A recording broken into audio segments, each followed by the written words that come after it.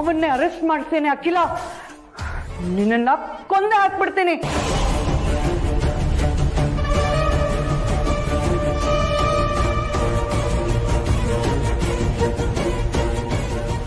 ಬೇಡ, ನಾನೀಗ ಕಂಟ್ರೋಲ್ ಕಳ್ಕೊಂಡ್ರೆ ನನಗೆ ಲಾಸ್. ಅಖಿಲನ ಕೊಂದ್ಬಿಟ್ರೆ ಅವಳು ಇಡೀ ವಂಶ ಸರ್ವನಾಶ ಮಾಡಕ್ ಆಗದೇ ಇಲ್ಲ. ಆಮೇಲೆ ಅವಳ ಮಕ್ಕಳು, ಅವಳ ಸೊಸೆಂದ್ರು ಎಲ್ಲರೂ ಹಾಯಾಗಿ ಬದುಕಿರ್ತಾರೆ. ಆದ್ರೆ ನಾನು ಮಾತ್ರ ಜೈಲಲ್ಲಿ ಇರ್ತೀನಿ. ನಾನು ನನ್ನ ಮಾವ ತಂಗಿ ತರ ಜೈಲಲ್ಲಿದ್ರೆ ಈ ಇಡೀ ಫ್ಯಾಮಿಲಿ ಮೇಲೆ ಸೇಡ್ ತೀರ್ಸ್ಕೊಳ್ಳೋರು ಯಾರು ಇರಲ್ಲ. ನಾನು ತಾಳ್ಮೆಯಿಂದ ಇದ್ದು ನನ್ನ ಕೆಲಸ ಸಾಧಿಸ್ಬೇಕು.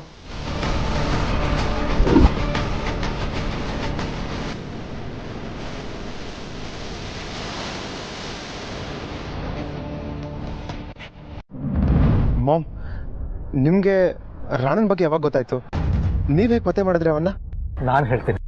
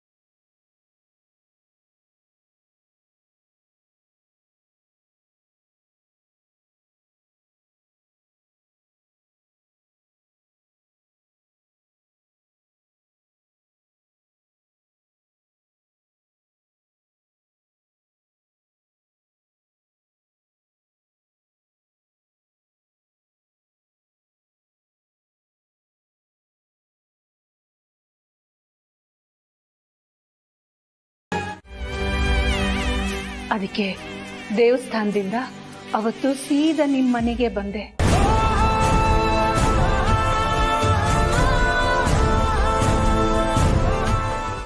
ಆದ್ರೆ ಅವತ್ತು ಪಾರು, ನೀನ್ ತಾಯಿ ಆಗ್ತಿರೋ ವಿಷಯ ಯಾವುದೇ ಕಾರಣಕ್ಕೂ ಅಮ್ಮಂಗೆ ಗೊತ್ತಾಗ್ಬಾರ್ದು. ಅಂದ್ರೆ ಇವಾಗ ಯಾಕೆ ಗೊತ್ತಾಗ್ಬಾರ್ದು ಅಂದ್ರೆ ಗೊತ್ತಾಗ್ಬಾರ್ದು ಅಷ್ಟೇ. ಅಮ್ಮ, ಅವತ್ ನಾನಾಗೆ ಆ ಮಾತಾಡಿದ್ದಲ್ಲ ಅಮ್ಮ. ಅನಾಮಿಕಾ ಕರೆ ಮಾಡ್ದವರು ಒತ್ತಡ ಹಾಕಿತ್ತು. ಆದ್ರೆ ನನಗೆ ಅದು ಆ ಕ್ಷಣಕ್ಕೆ ಯಾವಾಗ ಗೊತ್ತೇ ಆಗ್ಲಿಲ್ಲ. ತುಂಬಾ ನೊಂದ್ಕೊಂಡು ಮನೆಗೆ ಬಂದೆ. ಆದ್ರೆ ನಿಮ್ಮ ಮೇಲೆ ಕೋಪ ಮಾಡಿಕೊಂಡು ನಿಮ್ಮನ್ನು ನೋಡದೆ ಇರೋದಕ್ಕಾಗ್ಲಿ, ನಿಮ್ಮ ಬಗ್ಗೆ ಯೋಚನೆನೇ ಮಾಡದೆ ಇರೋದಕ್ಕಾಗ್ಲಿ ನನ್ನಿಂದ ಸಾಧ್ಯನೇ ಆಗಲಿಲ್ಲ. ಅದಕ್ಕೆ ನೇರವಾಗಿ ನಾನು ಮಾಡೋಕ್ಕಾಗದೆ ಇರೋ ಆರೈಕೆನೆಲ್ಲ ರಘು ಮೂಲಕ ತಿಳ್ಕೊಂಡು ಅವ್ರಿಗೂ ಗೊತ್ತಾಗದೆ ಇರೋ ಹಾಗೆ ಮಾಡಿಸ್ದೆ.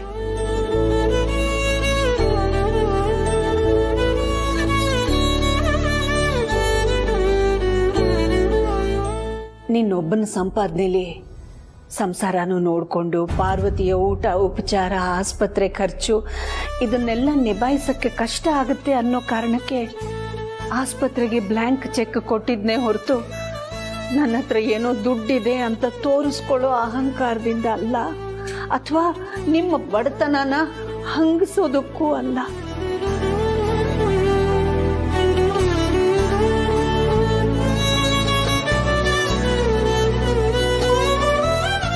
ಹನುಮಂತು ಹತ್ರ ಹೇಳಿ ನಿನ್ನ ಆಟೋನ ಶೆಡ್ಡಲ್ಲಿ ಇಡಿಸಿ ನಿನಗೆ ಕೆಲಸದ ಆಫರ್ ಕೊಟ್ಟಿದ್ದು ಕೂಡ ಅದೇ ಕಾರಣಕ್ಕೆ.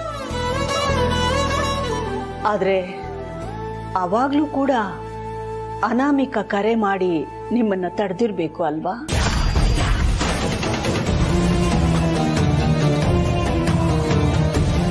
ಮಾಮ್, ಹಿಂದೆ ನಡೆದಿರೋದನ್ನ ಮರೆತು ಮುಂದೆ ನಡಿಬೇಕಾಗಿರೋದ್ರ ಬಗ್ಗೆ ಗಮನ ಕೊಡೋಣವಾ? ಇವತ್ತು ಅದಕ್ಕೆ ಸೀಮಂತ ಕೂಡ ಅದ್ರ ಬಗ್ಗೆ ಕಾನ್ಸಂಟ್ರೇಟ್ ಮಾಡೋಣ. ಖಂಡಿತ. ಆದ್ರೆ ಅದಕ್ಕೂ ಮುಂಚೆ ನಂದೊಂದು ಆಸೆ ಇದೆ. ಅದನ್ನ ಪೂರೈಸ್ಕೊಳ್ಳೋ ಸ್ವಾರ್ಥ ನನಗೆ.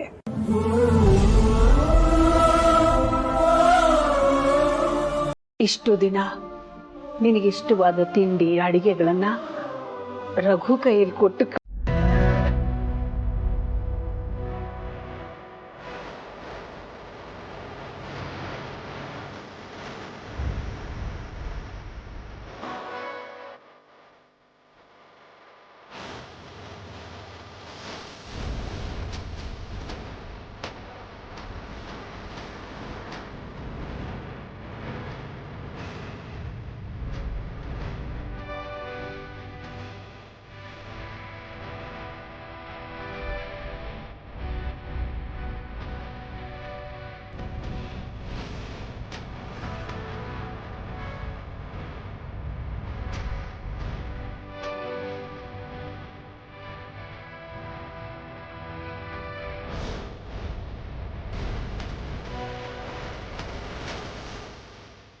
ಯಜಮಾನ್ರೆ, ಈ ರೂಮ್ ನೋಡ್ತಿದ್ರೆ ನಿಮ್ಗೆ ಏನು ಅನ್ಸುತ್ತೆ ಹೇಳಿ?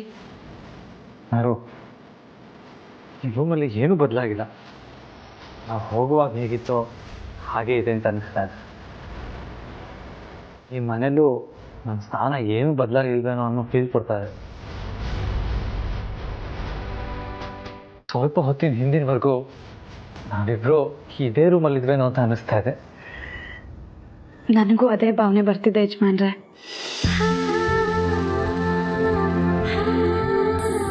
ನಾವಿಬ್ರು ಒಂದೇ ನಾಣ್ಯದ ಎರಡು ಮುಖಗಳಿದ್ದಾಗೆ. ಅದಕ್ಕೆ ನಮ್ಮ ಯೋಚನೆಗಳು ಒಂದೇ ಥರ ಇರುತ್ತೆ.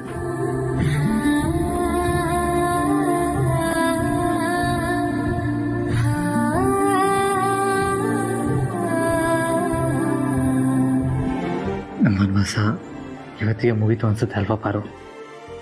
ನನಗೂ ಹಾಗೆ ಅನ್ನಿಸ್ತಾ ಇದೆ ಯಜಮಾನ್ರೆ. ನನ್ನಿಂದ ಇದನ್ನೆಲ್ಲ ನಂಬೋದಿಕ್ಕೆ ಆಗ್ತಾ ಇಲ್ಲ. ಇವತ್ತು ಬೆಳಗ್ಗೆವರೆಗೂ ನಮ್ಮ ಜೀವನ ಈ ರೀತಿ ಒಂದು ಸುಂದರವಾದ ತಿರುವು ತಗೊಳುತ್ತೆ ಅಂತ ನನಗೆ ಕಲ್ಪನೆಯಲ್ಲೂ ಇರಲಿಲ್ಲ. ಯಾವಾಗಲೂ ಯಾವುದೋ ಒಂದು ಭಯ, ಆತಂಕ ನನ್ನ ಮನಸ್ಸನ್ನು ಆವರಿಸಿತ್ತು. ಆದರೆ ಇವಾಗ ನೋಡಿ, ನಮ್ಮ ಮಗು ತುಂಬ ಅದೃಷ್ಟ ಮಾಡಿದೆ ಈ ಮನೇಲಿ ಹುಟ್ಟೋದಿಕ್ಕೆ.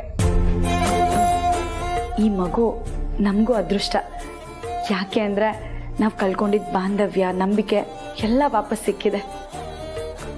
ಈ ಜೀವಕ್ಕೆ ಇನ್ನೇನು ಬೇಕು ಯಜಮಾನ್ರೆ?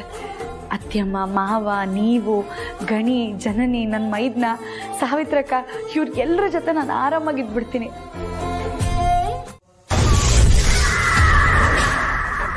ನೀವು ಪಾರ್ವತಿ ಹತ್ರ ಮಾತಾಡಿದ್ದನ್ನ ನಾನು ಕೇಳಿಸ್ಕೊಂಡೆ. ಅವಳ ಅವಮಾನದಿಂದ ಕಣ್ಣೀರು ಹಾಕ್ತಾ ಇದ್ರೆ ನನಗೆ ಹಾಲು ಕುಡಿದಷ್ಟು ಸಂತೋಷ ಆಯಿತು. ನಾನು ಆಡಿದ ಮಾತಿಂದ ಆ ಪಾರ್ವತಿ ಇನ್ನು ಒಂದು ಕ್ಷಣ ಈ ಮನೇಲಿದ್ರೆ ಕೇಳು, ಅವಳ ಗಂಡನ್ನ ಕರ್ಕೊಂಡು ಇಲ್ಲಿಂದ ಹೋಗ್ತಾ ಇರ್ತಾಳೆ ಅಂತ ಅಸ್ತ್ರಗಳನ್ನ ಬಿಟ್ಟಿದ್ದೀನಿ. ಪಾರ್ವತಿಗೆ ಮಾತ್ರ ಅಸ್ತ್ರ ಬಿಟ್ಟರೆ ಸಾಕಾಗತ್ತಾ? ಸಾಲದು. ಇವ್ರ ಕತೆ ನಿಮಗಿನ್ನೂ ಗೊತ್ತಿಲ್ಲ. ಪಾರ್ವತಿ ಮನ್ಸಲ್ಲಿ ಮಾತ್ರ ಅಳಕು ಹುಟ್ಟಿಸಿದ್ರೆ ಸಾಲದು. ಅಖಿಲ ಮೇಡಮ್ ಅವ್ರ ಮನ್ಸಲ್ಲೂ ಅಳಕು ಹುಟ್ಟಿಸ್ಬೇಕು. ಪಾರ್ವತಿ ಮನೆ ಬಿಟ್ಟು ಹೊರಟ್ರು ಆ ಅಖಿಲ ಮೇಡಮ್ ಹೋಗೋದಿಕ್ ಬಿಡಲ್ಲ. ಅದಕ್ಕೆ ನೀವೇ ಯಾವ್ದಾದ್ರು ಬಲವಾದ ಕಾರಣ ಹುಡುಕ್ಬೇಕು. ಕಾರಣನಾ? ಅಯ್ಯೋ ದೇವ್ರೆ, ಈಗ ನಾನು ಇನ್ನೇನಪ್ಪ ಕಾರಣ ಹುಡುಕ್ಲಿ? ಯಾವ್ದಾದ್ರೂ ಶಾಸ್ತ್ರ ಸಂಪ್ರದಾಯ ಇದೆಯಾ ಅಂತ ಯೋಚನೆ ಮಾಡಿ ನೋಡಿ.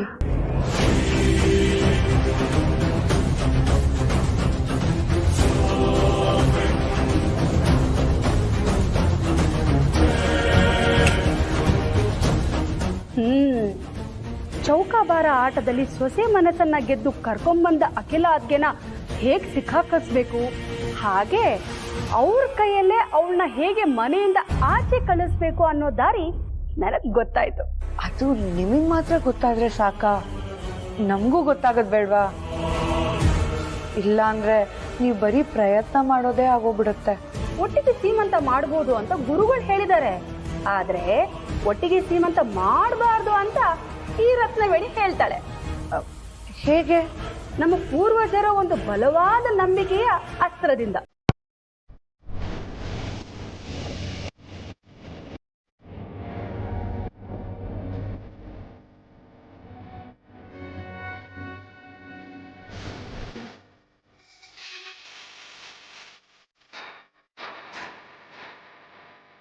ಅಖಿಲಾಕ್ಕೆ ಈಗಿನ ಕಾಲಕ್ಕೆ ತಕ್ಕ ಹಾಗೆ ಬದಲಾಗಿರ್ಬೋದು, ಆದ್ರೆ ಅವರು ಹಳೆ ಕಾಲದ ಆಚಾರ ವಿಚಾರಗಳನ್ನ ತೆಗ್ದು ಹಾಕೋರಲ್ಲ. ಹಾಗೆ ಈ ನನ್ನ ಉಪಾಯನೂ ತೆಗ್ದು ಹಾಕಕ್ಕಾಗಲ್ಲ. ಸೂರ್ಯ ಎಷ್ಟೇ ಪ್ರಕಾಶಮಾನವಾಗಿ ಬೆಳಗಿದ್ರು ಅವನಿಗೂ ಒಂದಿನ ಗ್ರಹಣ ಹಿಡಿಯುತ್ತೆ. ಹಾಗೆ ಅಖಿಲಾಕ್ಕೆ ಬುದ್ಧಿಗೂ ಮಂಕು ಕವಿದು ಪಾರ್ವತಿನ ಹೇಗಪ್ಪ ಉಪಾಯವಾಗಿ ಮನೆಯಿಂದ ಹೊರಡೆ ಕಳ್ಸೋದು ಅಂತ ನನ್ನನ್ನೇ ಕೇಳಬೇಕು. ಆ ರೀತಿ ಮಾಡ್ತೀನಿ, ನೋಡ್ತಾ ಇರು.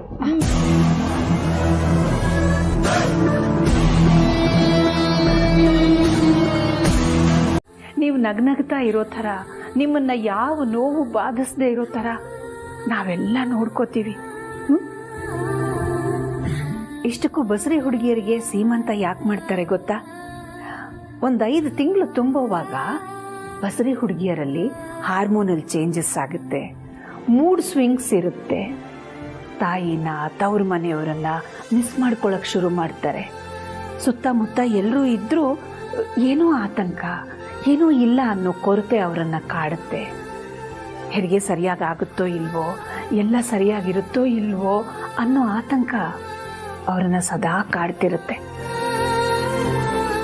ಈ ಸಂದರ್ಭದಲ್ಲಿ ಅವರವ್ರ ನಂಬಿಕೆ, ಅವರವ್ರ ಸಂಪ್ರದಾಯದ ಪ್ರಕಾರ 5ನೇ ತಿಂಗಳಿಗೋ 7ನೇ ತಿಂಗಳಿಗೋ 8ನೇ ತಿಂಗಳಿಗೋ ಸೀಮಂತದ ಶಾಸ್ತ್ರನ ಮಾಡ್ತಾರೆ. ಇಂಥ ಸಂದರ್ಭದಲ್ಲಿ ಬಂಧು ಬಾಂಧವರೆಲ್ಲ ಬರ್ತಾರೆ, ಬಸರಿ ಹುಡುಗಿಗೆ ಆಶೀರ್ವಾದ ಮಾಡ್ತಾರೆ, ಹೆರಿಗೆ ಸುಸೂತ್ರವಾಗಿ ನಡೀಲಿ ಅಂತ ಹರಿಸ್ತಾರೆ. ಇದರಿಂದ ಬಸರಿ ಹುಡುಗಿಗೆ ಆತ್ಮವಿಶ್ವಾಸ ಜಾಸ್ತಿ ಆಗುತ್ತೆ. ಹೆರಿಗೆ ದಿನ ಹತ್ರ ಬರ್ತಿದ್ದ ಹಾಗೆ ಮಾನಸಿಕವಾಗಿ ಸಿದ್ಧವಾಗಿರ್ತಾರೆ.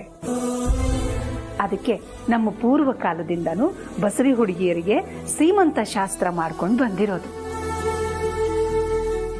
ಇನ್ನು ಮುಂದೆ ನಿನ್ನ ಜೀವನದಲ್ಲಿ ದುಗುಡ, ದುಮ್ಮಾನ, ದುಃಖ, ನೋವು ಯಾವುದೂ ಇರೋದಿಲ್ಲಮ್ಮ. ಬರೀ ಸುಖ, ಸಂತೋಷ, ನೆಮ್ಮದಿ ಮಾತ್ರ ಇರುತ್ತೆ. ನೀನು ಯಾವುದಕ್ಕೂ ಯೋಚನೆ ಮಾಡಬೇಡ, ಸಂತೋಷವಾಗಿದ್ಬಿಡು ಪಾರ್ವತಿ.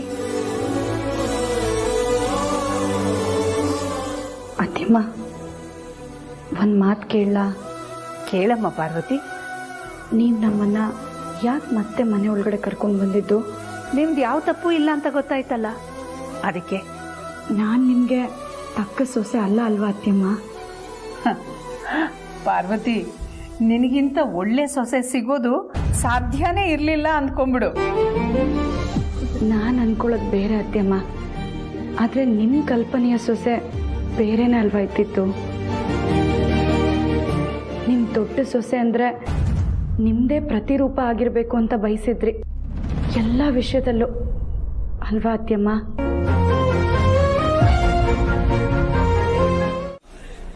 ಮಾಮ್, ನಂಗೆ ಗೊತ್ತಾಯ್ತು. ಅದಕ್ಕೆ ಸೀಮಂತಕ್ಕೆ ಏನಾದರೂ ಸರ್ಪ್ರೈಸ್ ಪ್ಲಾನ್ ಮಾಡಿದ್ದೀರಾ? ಅದು ಬ್ರೋಗೂ ಗೊತ್ತಾಗಬಾರ್ದು ಅನ್ನೋದು ನಿಮ್ಮ ಉದ್ದೇಶನಾ? ಸಂದರ್ಭಗಳೇ ಕೆಲವು ಸಲ ಸರ್ಪ್ರೈಸ್ಗಳನ್ನ ಕೊಟ್ಬಿಡುತ್ತವೆ ಪ್ರೀತು. ಕೆಲವು ಸರ್ಪ್ರೈಸ್ಗಳು ನಮಗೆ ಸಂತೋಷನ ಕೊಟ್ರೆ, ಇನ್ನು ಕೆಲವು ನಮ್ಮನ್ನ ಇಕ್ಕಟ್ಟಿನಲ್ಲಿ ಸಿಕ್ಕಾಕಿಸ್ಬಿಡುತ್ತೆ. ಅಂಥದ್ದೇ ಇಕ್ಕಟ್ಟಿನ ಪರಿಸ್ಥಿತಿನಲ್ಲಿ ಈಗ ನಾವೆಲ್ಲ ಸಿಕ್ಕಾಕೊಂಡ್ಬಿಟ್ಟಿದ್ದೀವಿ. ಅದಕ್ಕೆ ನಿಮ್ಮಿಬ್ಬರನ್ನ ಮಾತ್ರ ಕರ್ಕೊಂಡು ಬಂದಿದ್ದು. ಏನ್ ವಿಷಯ ಮಾಮ್?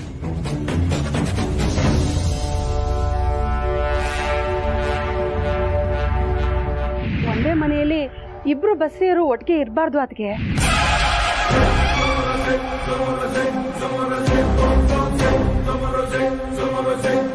ಇದ್ರೆ ಒಪ್ಸೊಸೆಗೆ ಒಳ್ಳೇದಾಗಲ್ಲ. ಅದಕ್ಕೆ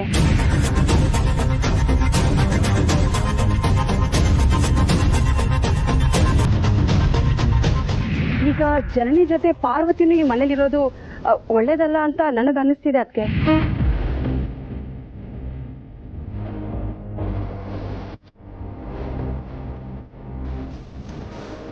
ಆದರೆ ಜನನಿ ನಮ್ಮ ಅಕ್ಕನ ಮಗಳು, ಮನ್ಸು ಒಂದು ಹೆಜ್ಜೆ ಅವಳ ಕಡೆ ಎಳೆಯೋದು ಸಹಜ ಅಲ್ವಾ ಅದಕ್ಕೆ?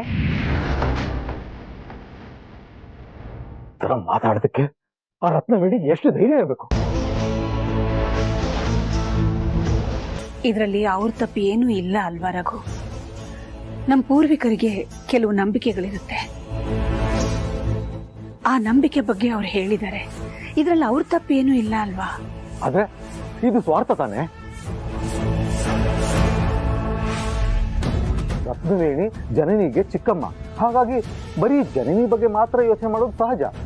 ಆದರೆ ನಮ್ಗೆ ಜನನಿ ಪಾರ್ವತಿ ಇಬ್ರು ಸೊಸೆಂದ್ರು, ಇಬ್ರು ನಮ್ಗೆ 2 ಕಣ್ಣುಗಳಿದ್ದಾಗೆ. ಆ ರತ್ನವೇಣಿ ಮಾತು ಕೇಳ್ಕೊಂಡು ನಮ್ ದೊಡ್ಡ ಸೊಸೆಗೆ ನಾವು ಅನ್ಯಾಯ ಮಾಡಕ್ ಆಗಲ್ಲ.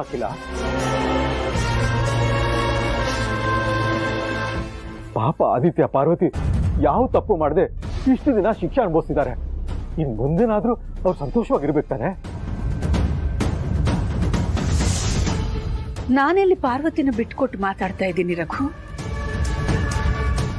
ನಾನು ನಿಮ್ ಥರನೇ ಇಬ್ರು ಸೊಸೆಯರ ಬಗ್ಗೆನೂ ಯೋಚನೆ ಮಾಡೋದಕ್ಕೆ ಸಾಧ್ಯ ಅಲ್ವಾ?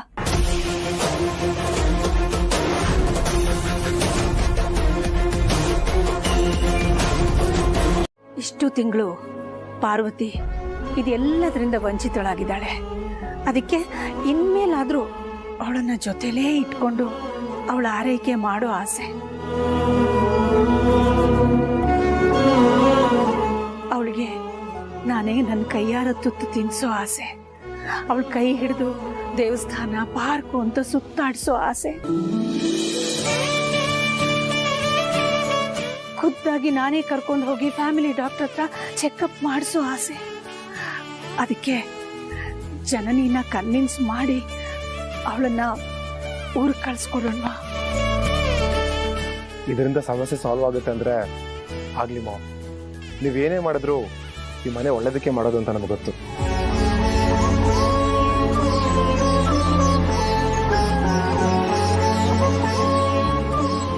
ಮಾಮ್, ಈ ವಿಷಯನ ಜನನ ಹತ್ರ ಹೇಳಿ.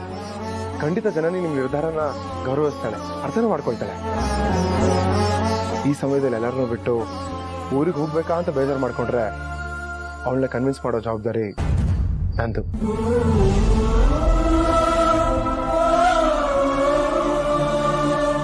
ಪ್ರೀತು,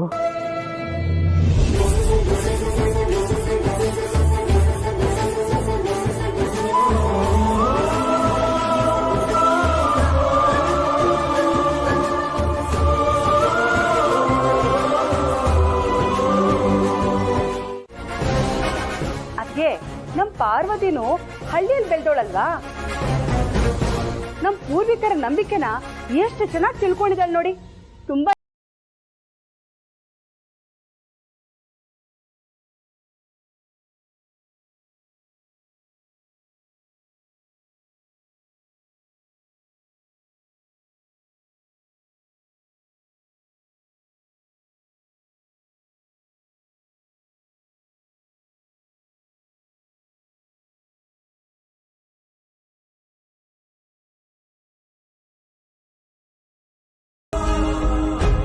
ನೀರಲ್ಲಿ ಹುಟ್ಟೋ ಮುತ್ತು ನೀರನ್ನೇ ಸೇರಲ್ಲ. ಹಾಗೆ ನಾನಮ್ಮ, ನಾನು ಪಾರ್ವತಿನೇ ಮನೆಯಿಂದ ಆಚೆ ಹೋಗ್ತೀವಿ. ದಯವಿಟ್ಟು ಒಪ್ಪಿಗೆ ಕೊಡಿ.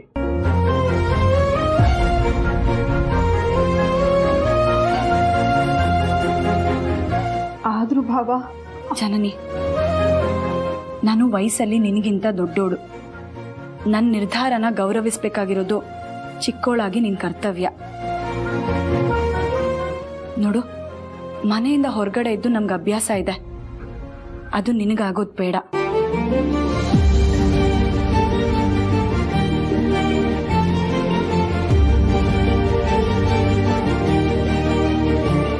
ಎಂತ ದೊಡ್ಡ ಮನ್ಸು ನಿಮ್ದು.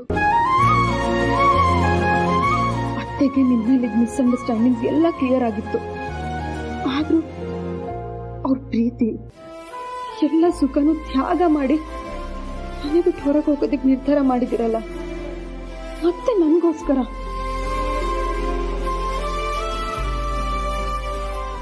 ನೀವು ಮನೆಯಿಂದ ಹೊರಗೆ ಹೋದ್ರೆ ಅತ್ತೆ ನೀವಿರೋ ಜಾಗಕ್ಕೆ ಬಂದು ನಿಮ್ಮ ಮಗು ಆರೈಕೆಲ್ಲ ಚೆನ್ನಾಗೇ ಮಾಡ್ಬೋದು. ಅದೇ ನಾನು ಊರಿಗೆ ಹೊಟ್ಟೋದ್ರೆ ನನಗೆ ಅಮ್ಮನೂ ಇರಲ್ಲ, ಅತ್ತೆನೂ ಇರಲ್ಲ ಅಂದರೆ ನನಗೆ ಕಷ್ಟ ಆಗುತ್ತೆ ಅಂತ ಇಂಥ ದೊಡ್ಡ ತ್ಯಾಗ ಮಾಡೋದಕ್ಕೆ ಹೊರಟಿದ್ರಲ್ಲ.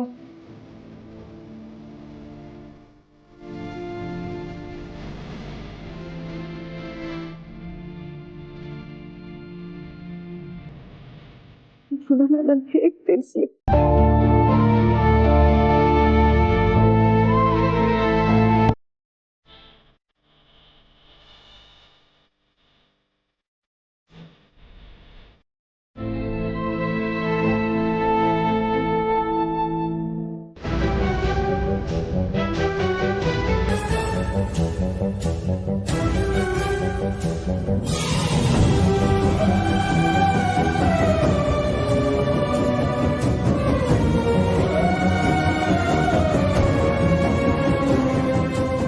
ಅತ್ಯಮ್ಮ ತಗೊಳ್ಳಿ.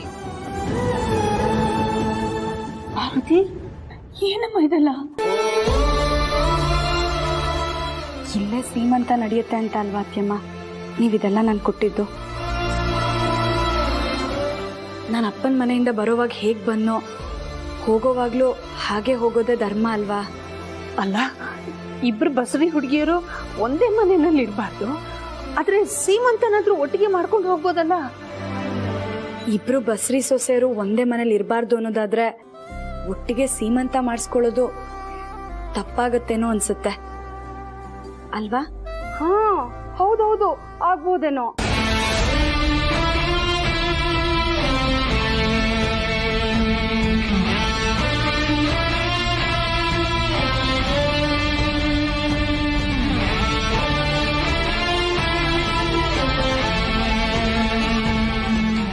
ಯಜಮಾನ್ರೆ,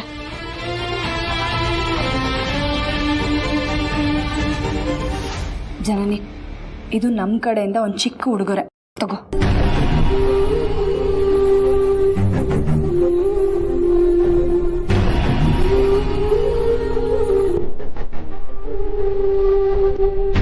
ಹೋಗ್ಬರ್ತೀವಿ ಅತ್ತೆಮ್ಮ.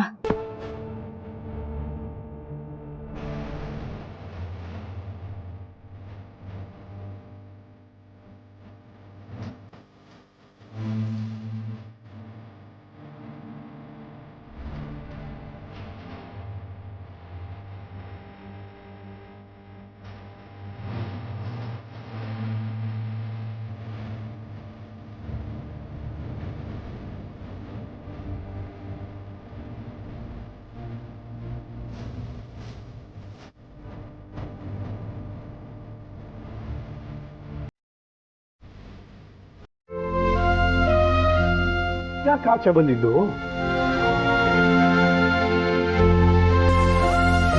ಜನನಿ ಬಗ್ಗೆನೂ ನನಗೆ ಅಷ್ಟೇ ಕಾಳಜಿ ಇದೆ ಕಣಮ್ಮ. ಇಷ್ಟು ದಿವಸ ಆಸ್ತಿಲಿ ಭಾಗ ಕೇಳಿ ಕೆಟ್ಟ ಹೆಸರು ತಗೊಂಡು ಅರಸನಕೋಟೆಯಿಂದ ಈಚೆ ಬಂದ್ರಿ. ಈಗ ಮತ್ತೆ ಮತ್ತೆ ನೀವಾಗೆ ಈಚೆ ಬಂದರೆ ಜನ ನಿಮ್ಮ ಬಗ್ಗೆ ಏನು ತಪ್ಪು ತಿಳ್ಕೊತಾರೋ ಅಂತ ಅಷ್ಟೇ ಕಣಮ್ಮ ನನ್ನ ಚಿಂತೆ.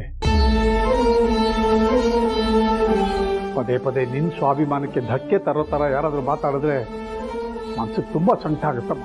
ಇವತ್ತು ನಾವು ನಮ್ಮ ಸ್ವಾಭಿಮಾನನ ಉಳಿಸ್ಕೋಬೇಕು ಅಂತಾನೆ ಮನೆಯಿಂದ ಹೊರಗಡೆ ಬಂದ್ವಿ ಅಪ್ಪ.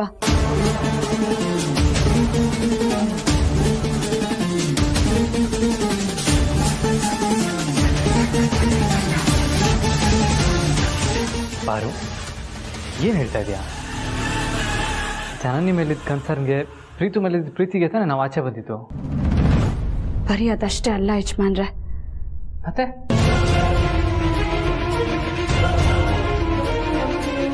ನನ್ ಹೊಟ್ಟೆ ಉರ್ಸಿ ನೀನ್ ಕೂರೋ ಕುರ್ಚಿ ಕಾಲು ಯಾವತ್ತಿಗೂ ನಿನ್ ಪಾಲಿಗೆ ಗಟ್ಟಿಯಾಗಿರಲ್ಲ, ನೆನ್ಪಿಟ್ಕೊ.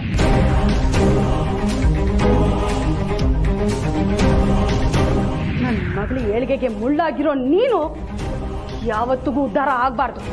ಇದು ನನ್ನ ಶಾಪ ಅಂತಾನೆ ಅಂದ್ಕೊ.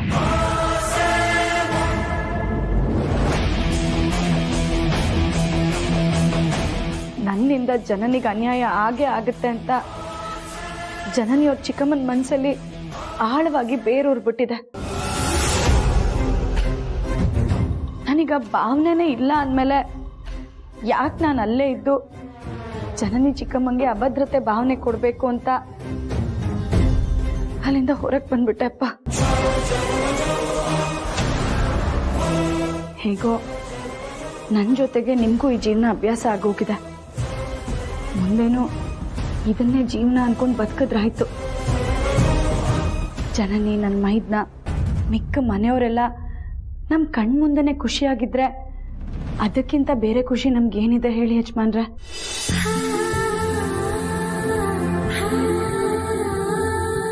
ಎಂತ ದೊಡ್ಡ ಗುಣ ಕಂದ ನಿಂದು. ಕಚ್ಚು ಆಗುವ ಹಾಲಿಡೋ ಮನ್ಸು. ಮುಂದಿನ ಜನ್ಮ ಅಂತ ಒಂದಿದ್ರೆ ನಾನು ನಿನ್ನ ತಂದೆ ಅಲ್ಲ,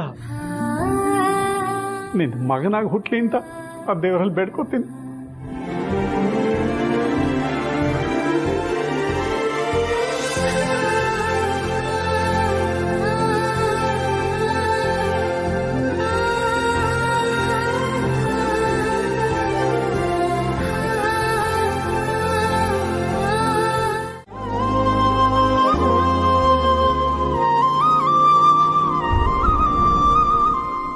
ಜನನಿ ಪುಟ್ಟ, ನಿನ್ನ ಹತ್ರ ಸ್ವಲ್ಪ ಮಾತಾಡ್ಬೇಕಿತ್ತಮ್ಮ.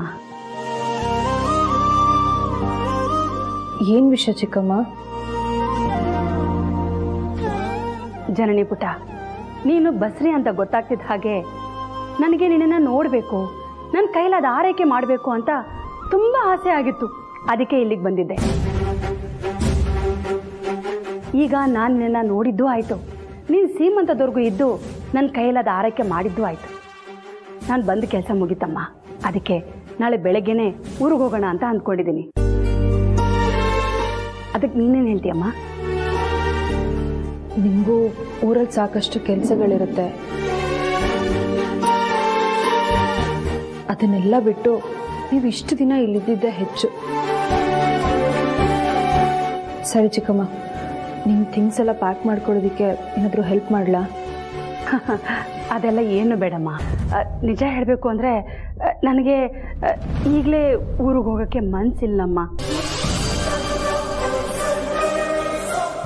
ಯಾಕಂದರೆ ಪಾರ್ವತಿನೂ ಆದಿತ್ಯ ಮತ್ತೆ ಮನೆ ಬಿಟ್ಟು ಹೋಗಿರೋದ್ರಿಂದ ಅಖಿಲ ಅದ್ಕೆ, ರಘು ಅಣ್ಣ, ನೀನು, ಅಳಿಯಂದ್ರು ನೀವೆಲ್ಲರೂ ಎಷ್ಟು ಬೇಜಾರು ಮಾಡ್ಕೊಂಡಿದ್ದೀರಾ.